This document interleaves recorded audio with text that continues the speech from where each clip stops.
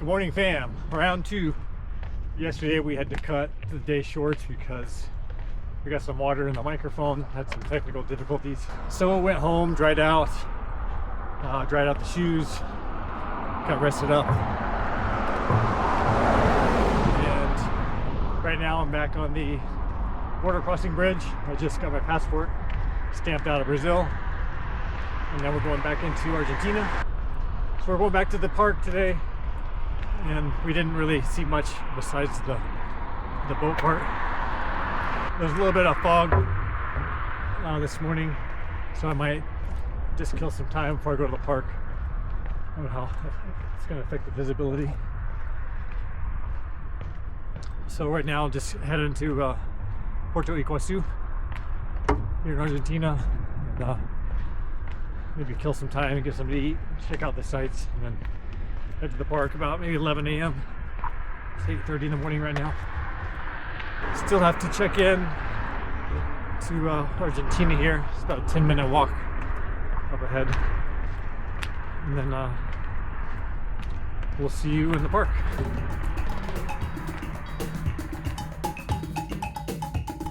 Argentina, got my passport stamped. No questions this time. Let's get in our taxi. I'm gonna head to the bus station. We'll go to the park. Weather's cleared up. Buenos dias. Apparently, getting completely soaked once wasn't enough, because here I was, crossing back for round two. Passport stamped, bus ticket secured. I was living through the routine like a seasoned commuter. Yesterday, the falls won. Today, I was coming back with the dry clothes, a better plan, and slightly more respect for the power of water. No tengo tiempo a ir. ¿Recuerda el barco? Después. Yeah, después no tengo tiempo. No. Back to the city by boat. Sí. Vamos a tren otra vez. ¿Tren otra vez? Sí. ¿Qué hora regresar y devolver? ¿Tú quieres hacer otra vez el barco bajo del agua? ¿Cuál es mejor primero? Garganta, tren. ¿Con tren? Tren. Okay. ¿Y tú? ¿Te gustaría volver en barco? About a minute into the conversation, I realized this had quietly turned into a sales presentation. He was pitching a boat ride back to the city, and honestly, he made it sound pretty convincing. I nodded, asked questions, and gave him all the signs of a potential customer. So I listened respectfully, considered it for a few seconds, and then escaped before the deluxe package appeared. All right, we're officially back in the park. We took advantage of the they offer a 50% discount within 72 hours if you want to come back. So a significant amount of more people here than yesterday, probably because of the weather. Yesterday it was kind of doomy, gloomy, overcast, a little rain here and there. But today we got beautiful skies. Temperature's starting to warm up. And yeah, we didn't really get to see much of the park yesterday after we got soaked with the waterfall. Shoes are dry now. Camera's got the audio fixed. So yeah, so I think we're gonna check out the lower trail first, or no, he suggested we go to the train first and do El Diablo, or no, Garganta del Diablo, which is the devil's throat in English. So I think that's the main attraction, and then we'll just kind of coast. But today's gonna be hard to beat from yesterday. It's gonna be hard to beat yesterday because that was pretty intense. So we'll see what's in store for today's adventures. Let's go. On the train, I started talking with a group of Argentinians who come here once a month, which made my second visit suddenly seem far less impressive. We had already moved past small talk and into a full conversation about life in Argentina. Have you gone there? Buenos Aires. Okay. Yeah. Otro viaje. Así, las playas. Montaña. Lagos, Montañas. Cerca de Chile. ¿Sí es? Muy bien. The city more austral of the universe is in our country. Ushuaia, Tierra del Fuego. Beautiful. ¿La Patagonia? Otro Patagonia. Sur Okay. de la Patagonia. 20 minutes with my new friends had taught me one important lesson. Never ask an Argentinian how Argentina compares to another country unless you have plenty of time. According to the evidence presented, Argentina was leading in every known category. With the unofficial World Championship complete, we stepped off the train and continued towards Devil's Throat. That was a really nice conversation. Made the time fly by. They were from Posadas, Argentina, which I've been to before. So we had a lot in common and a lot to talk about. A lot of good travel advice. They come here to the park once a month. So they've been here like 20 times. So I got some expert advice on what to do and what to see and where to go next. And I asked them a lot of questions about Argentina, and they were surprised why I didn't go to some places and chose some over others. So yeah, a lot of really good local advice. All right, looks like we're walking over what appears to be, I can see off in the distance the dropping point. And I think I can see the Brazil side. I'm not sure. Super bright sun now. So I'm not sure if the camera sensors are going to be blown out. But yeah, it's 11 o'clock, right on the dot, a.m. local time. I think there's some restaurants at the breaking point up here. Perfecto. So maybe we can take a break before we get to the Devil's Throat and have some lunch.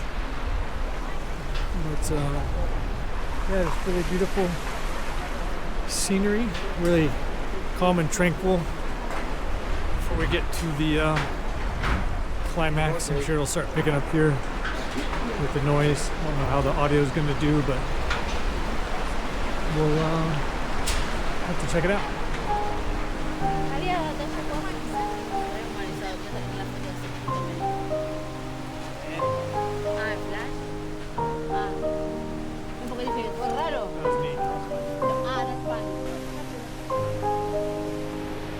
At the Devil's Throat gives you plenty of time to admire nature and question how something this peaceful ends with millions of gallons of water crashing into an enormous hole.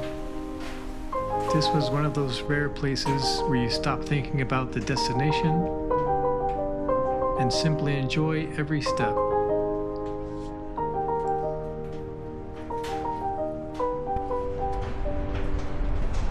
Alright, this has turned out to be a pretty long walk.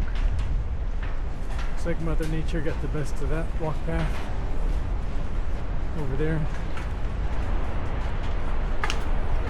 Beautiful day out. I'll change into some cooler shorts and t-shirt here a little bit. Alright, judging by the mist, looks like we're probably about 200 meters away. You can see the Argentinian flag, and the mist is getting stronger. You start to feel the vibrations a little bit. I'm going to take the camera up and get a bird's eye view here.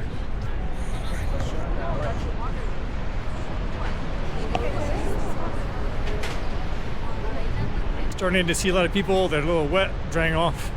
Some people with their ponchos on, debating whether I should have brought mine or not. It's pretty worthless yesterday. Okay, wow. Alright, we're approaching the Devil's Throat here.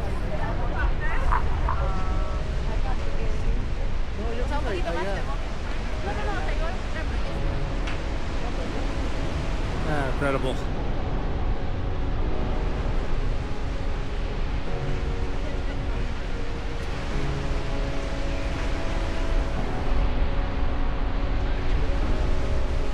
Alright, this is probably the last of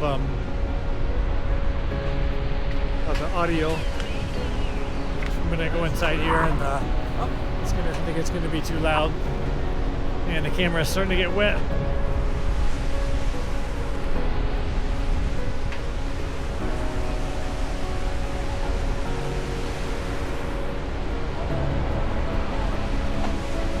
Alright, let's cut here and let's get inside of this.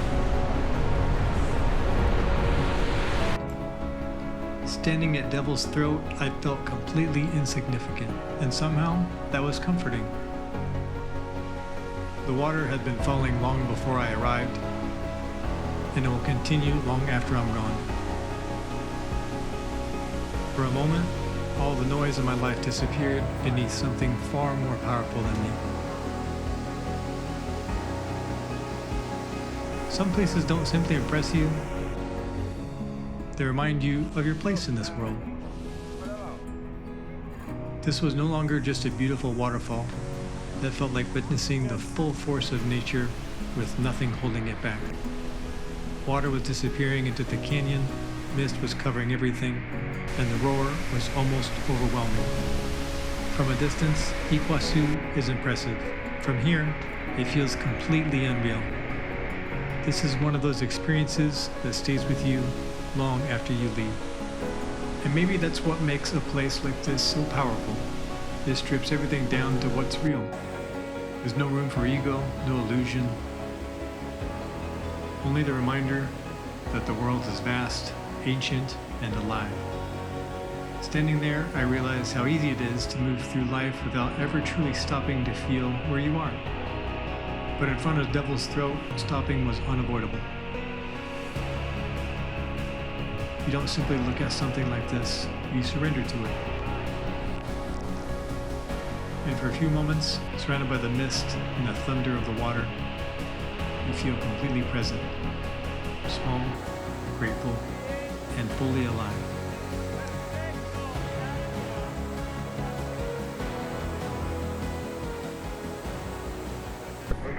Wow, now that was an experience. You can feel it, taste it, soaking wet again. It was worth it. Alright, it's lunchtime. Let's grab, I didn't see any restaurants by the train station while we were here, but we could probably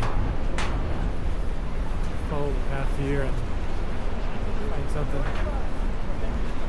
Wow, my heart's racing. That was something else. Alright, we got the Mormons Animal Adventure back.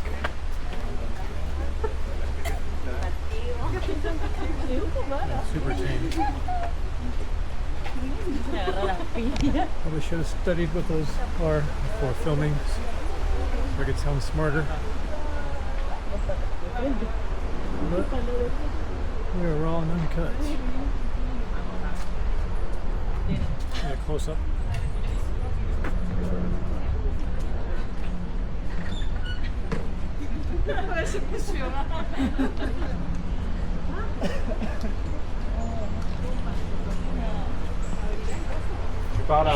Alright, we're going to do the guide recommended we do the lower trail first right now, and then finish with the upper trail. And then I'm debating whether I should take the guy was trying to sell me a boat service back to Port Iguazu, and then we'll finish the day there, have some Argentinian food, and head back to Brazil. But for now, it's kind of hard to beat the Garganta del Diablo. So, who knows? This park's full of surprises. Probably spend at least 3 days here. But lighthouse here. Alright, not sure where I'm going. I'm just kind of following. Actually, I think I should go this way. After Devil's Throat, the park kept revealing itself from completely different angles. From the upper walkways, the waterfalls stretched across the horizon like the landscape had been split open. Down below, everything felt closer, louder, and even more alive. Iguazu wasn't one single waterfall, it was an entire world of water.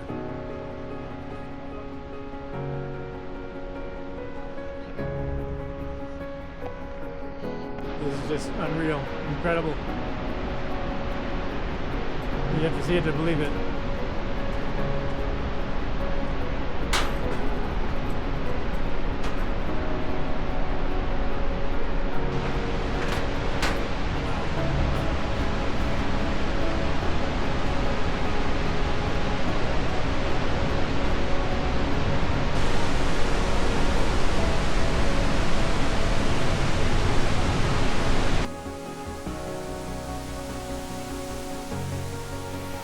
This place is magical. I can't believe it. It's like a fairy tale. It's getting warm now. It is winter time here, but this is temperature 23 degrees Celsius. I'll have to convert that in the editing. Yeah, but it's cold winter nights, but hot summer days in this part of the world. I remember coming here. I remember coming to this area of the park yesterday, but I backtracked because we had to make the boat. So this is the upper level, superior. So we get maybe a better bird's eye view. Probably similar to Brazil, on the Brazil side. So this will be the last part of the park, and then we'll head on out.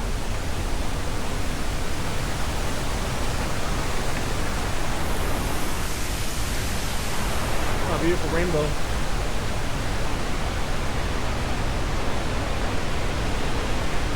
You can see the Argentina flag.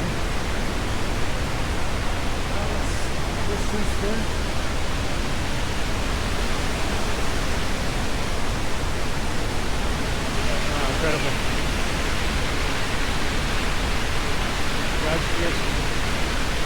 The farther I followed the trail, the more the park seemed to surround me. The air stayed cool with mist.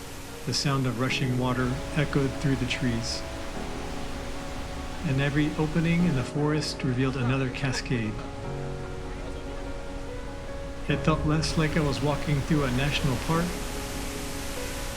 and more like I had stepped into a landscape that was still being created around me. By now, I had completely lost track of how many waterfalls I had seen. Every time the trail curved, Iguazu seemed to produce another one, as though the park had an unlimited supply. I kept telling myself I would stop filming and simply enjoy the walk. But then another view appeared, and the camera came right back out. See the pink hotel. That's on the Brazil side. I remember starting the video tour off there last week on the Brazil side. Full circle moment. Wow,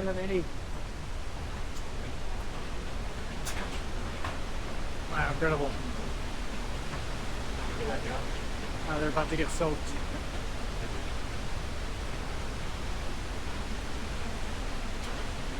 As I made my way toward the exit, I realized that coming back for a second day had completely changed the experience.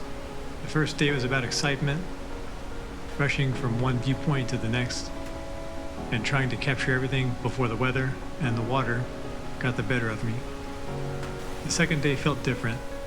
I slowed down, noticed more, talked with people, and gave myself time to actually absorb where I was.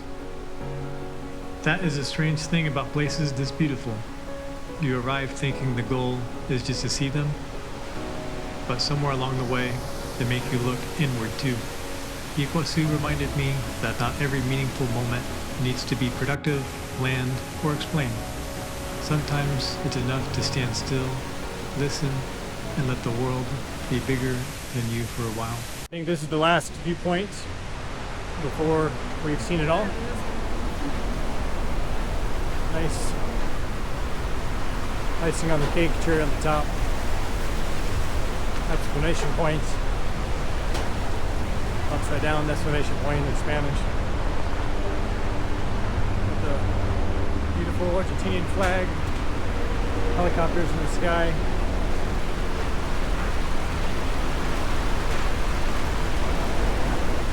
Brazil on the other side. Salto San Martin.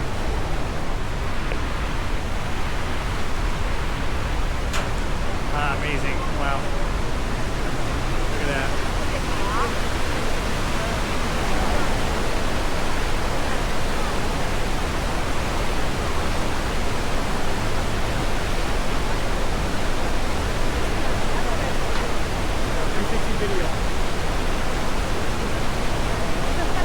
we're gonna wrap up here. Seen enough waterfalls. I think I've met my waterfall quota. Oh, wow, spectacular. Like 270 some waterfalls, all in the same place. You could see the whole park system on the Argentina side in one day. You'd have to rush it though. So I would suggest, if you're gonna visit here, to spread it out over 2 days, like a Saturday, Sunday. And if you only pick one side, definitely pick the Argentina side if you have to choose between the two. Brazil side is fantastic and phenomenal, but yeah, it's just a preference. Argentina is more adventurous. You're in it, around it. You have the boat thing.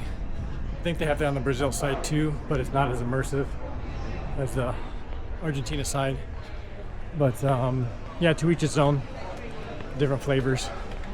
But we're gonna end it here. We're gonna head back to the city, Puerto Iguazu. And I've got some Argentinian pesos left, so we'll try to spend the rest of those. If I have some left over, I could just spend them at the change them at Casa de Cambia in Brazil for reales or guayni or other currency. But yeah, but I think this video is long enough. I still have to edit it. I don't know what kind of mess I'm gonna get into, but yeah, but it's been a great day. And yeah, the next one we'll try to see how much pesos we can get by with some traditional Argentinian food. So we'll catch you there. Adventure on.